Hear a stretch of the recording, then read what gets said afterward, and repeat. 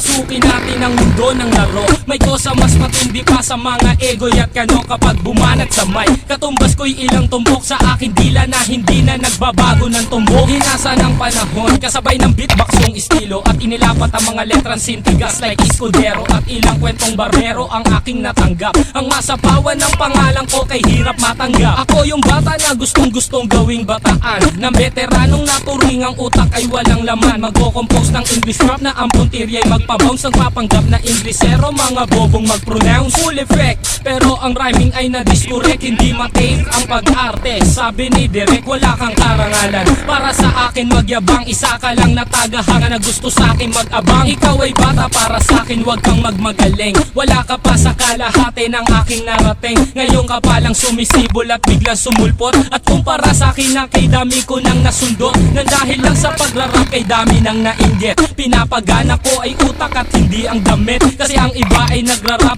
para lang sa chikas.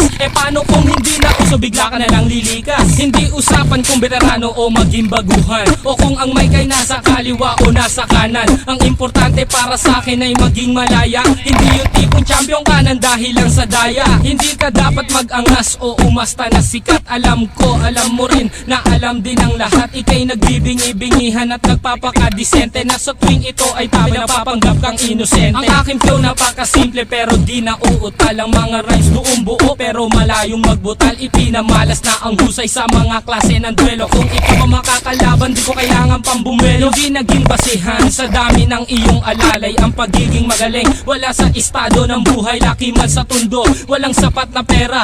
Aking kantay di kalidad at yaman ko ang letra. Hindi ako nagbibitaw ng mga patapon, isang talento na hindi pinansin ng ilang taon.